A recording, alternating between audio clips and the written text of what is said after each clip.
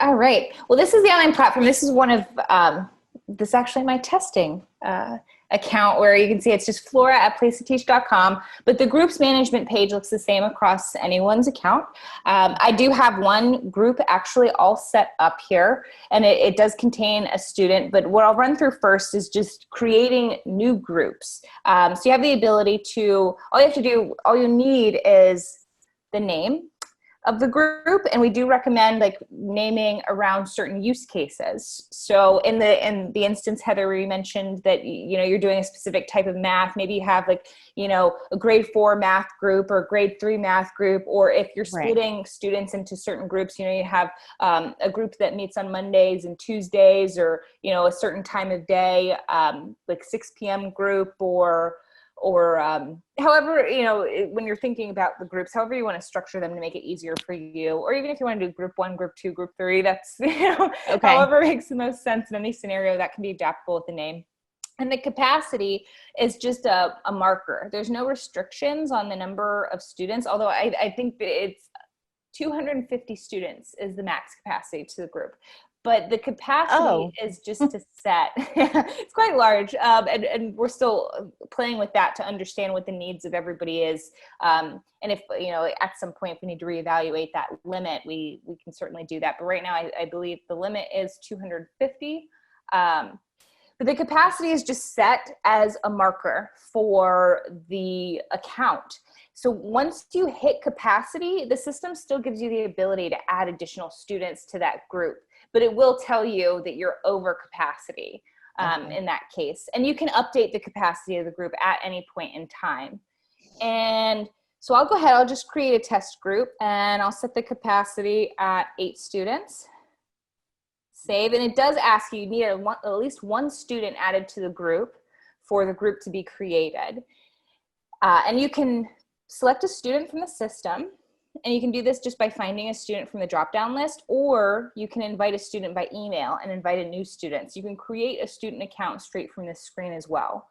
Okay. But in this case, I'll just go ahead and add an existing student. And you can see now that they're on the roster, and you can add as many students as you need. I have a bunch of testing accounts, so I'll just, and you do have to go through and click add to add each new student to the list, and you can also delete them as you're going through. And once you have your students, you can just add the 2 students to the group, and your group is created here. So you can see, and if you hover over the number of students, it'll tell you which students belong to that specific group. And now, once you have your group set up, you have your students, you'll need to add instructors to the group as well. And you can do this just by clicking on the name of the group, and it'll take you to the actual groups, the specific groups management page. And from this screen, you can add instructors, you can add you can add as many as instructors as you like. But I know you mentioned that you're a individual tutor at the moment, so most groups I assume will be assigned to you, Heather. But there is the ability, if you need to assign other instructors. And you can update the name of the group. And this also, I mentioned the capacity. Right now, the capacity has 6 available seats. We have 2 students in the group, but the capacity is 8. If you click Edit Group Details, you have the ability to either update the name or change the capacity as needed. Okay. And in this section too, it also lists upcoming sessions for the group. So I'll move into, once you've added your students, you set the group, added students, added instructors, you can use the groups to book sessions and to message a group of students all simultaneously instead of messaging them individually. So from this screen, once we have all of this here, you can schedule sessions with groups using the icon here that'll take you to the groups page, and I'll book with a test group. And you can see that the group's already added here in the groups field. But you can do this also if you just navigate to the session booking page. You'll see the same form, and you can search your groups. I believe I have, and then the other one was SAT test prep. So, I mean, you can search your groups as they exist in the system as well if you want to update those. And if you want to add any additional students to those sessions, you have the ability to do that too.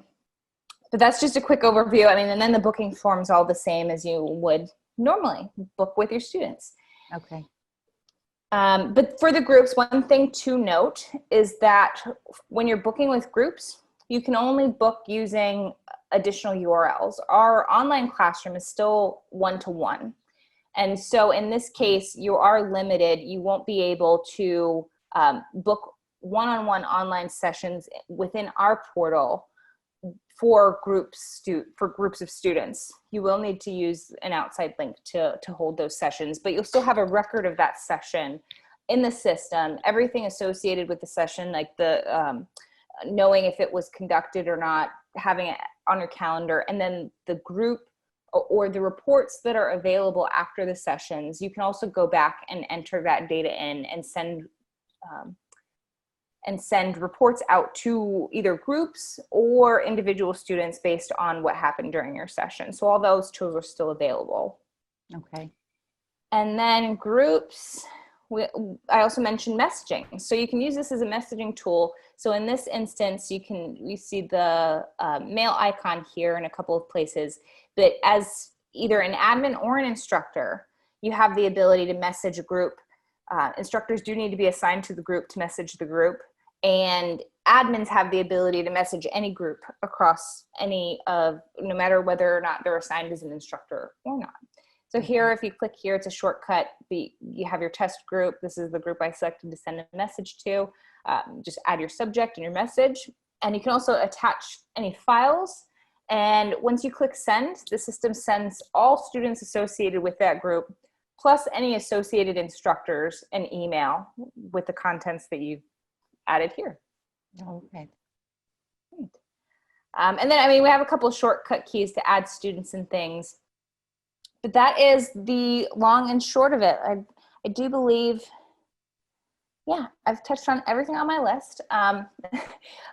Other than one thing to note too is just the ability to create and manage groups is only an admin functionality. But as I mentioned, you can schedule, if the instructor's been assigned to a group, you can schedule and message those groups as an instructor. Like, is it just Zoom, or could I do like some other platform? It's flexible. That field can, as long as it's a valid link, you can use Zoom, you can use Google Hangouts, any other conferencing tool that exists. You can add a link to within that booking tool, and the link will show up in the reminder emails for the students. So they'll have a link there. And also when the students log in, students or instructors log into their portal, they'll still get the join button for the session, but the join button will take them to the link that was included. So students can still log in as normal and access the session through their portal, but the link, instead of taking them directly to the online classroom, it will take them to the link that was provided. And I'll add one thing too, Flora. If people want to get creative, it doesn't necessarily have to be a video conferencing tool. If you created like asynchronous content for students that you just wanted to like schedule and assign them to go consume, whether it be like a YouTube video that you create and have them go watch, and prompt them with some sort of activity at the end of the video, that then when you're one-on-one with them in our classroom, you can go over what they learned or consumed during that sort of asynchronous content. So you can get creative with it if that's something that's interesting, and that could be assigned to a group or an individual. And then when I practice and see how it is, then I'll do videos. But yeah, even just do like a experiment with short little, like Instagram story or something. I'm still just, still nervous. Takes some getting used to, I think. Yeah, I have to practice. Yeah, but in most cases, something is better than nothing, as long as you're engaging with people, and getting the word out there and helping folks. Because the content that you put out there, and if you're passionate and you want to help people, that comes through the most. Right. I wouldn't worry about all the little things, but if you're creating little snippets for people to enjoy, it's good to help you grow your business, but also just as an additional resource for your students when they don't have immediate access to you. Yeah. Yeah, that would be great. Thank you so much.